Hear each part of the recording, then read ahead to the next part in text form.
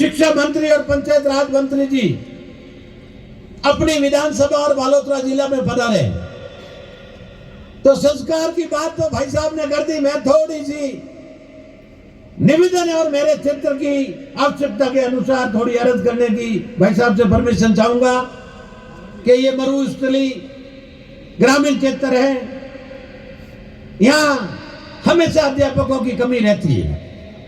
इस कमी की पूर्ति के लिए कई बार हमने हमारी तरफ से सुझाव भी दिया है, निवेदन भी किया है आपको कि जहां समान दृष्टि से अपन तो छात्र संख्या की उपस्थिति के आधार पर अगर नहीं करेंगे तो कितनी भी भर्ती कर दो। जहां आज में इस तरीके की हुई है, कई विधानसभा में मैं आपको बता सकता हूं कि जहां छात्र संख्या है उससे भी दुगने शिक्षक लगे हुए हैं।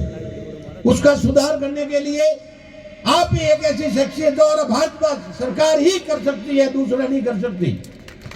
इसलिए आप शहरी क्षेत्र के नजदीक चाहे बालोतरा ले लो, सिंदरी ले लो, सिवानो ले लो, ये भी ले लो, जोधपुर ले लो, और जहां सीकर, चूरू, झुंझुनू, अलवर से लगाकर जयपुर के अंदर अगर अपन खगोलेंगे तो आपको जितनी भर्ती की आवश्यकता नहीं है इतने आपको शिक्षक मिल जाएंगे। पर उसमें थोड़े ही आप जैसे हमेशा हनुमान की तरह चलते हैं, ऐसा डंडा बजाकर करेंगे तब जाके ये पूरा पड़ेगा, और वो करेंगे तो पूरा होगा और राजस्थान का इसमें बड़ा भला होगा। हमारे यहाँ कई ग्रामीण क्षेत्र में स्कूलों की बहुत कमी थी। उस कमी के लिए कई लोगों ने कहा संस्कृत स्कूल भी हमारे खुल जाए, यूं करके कई जगह संस्कृत स्कूल खोल दी गई। अब संस्कृत के अंदर भर्ती हो गए, भरतपुर से लगाकर उस साइड के शिक्षाविद आते हैं, वो थोड़ा समय होते ही निकल जाते हैं। जैसे उदाहरण मेरे एक सिंदरी में भदौड़ियों की ढाणी है, उस ढाणी के अंदर कई वर्षों से है, आज वो सीनियर की आवश्यकता है और वहां एक मास्टर या दो मास्टर ही रहते हैं। इसलिए भाई साहब से निवेदन रहेगा कि इसको भी आप थोड़ा ठीक करके करें।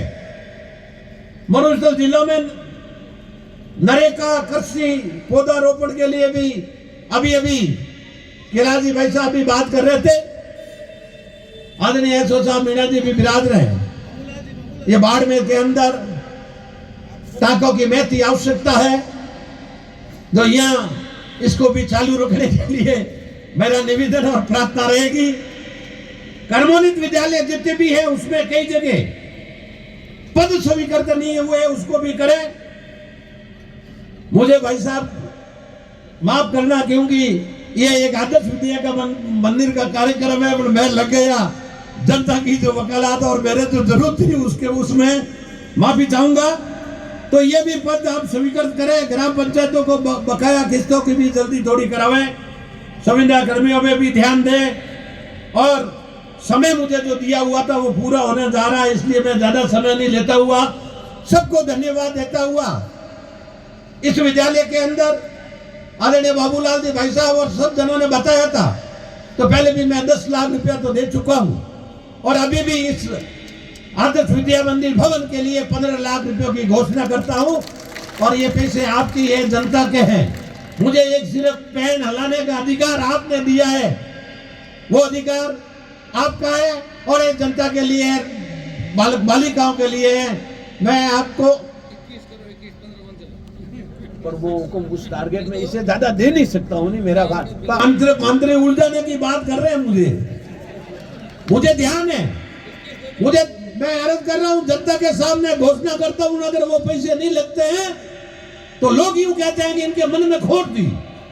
इस वजह से ये भगवतान जी पता कर लेंगे, आप कहेंगे तो और 21 कर लूंगा, नहीं तो 15 तो है ही, और 21 में भी कमी नहीं रखूंगा, इसमें कोई दो राय नहीं है, मेरा थोड़ा ही है, ये जनता का हित की बात है।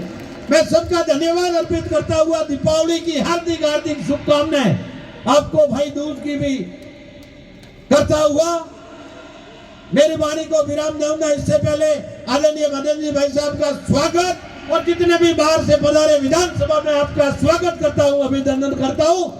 भारत माता की, भारत माता की।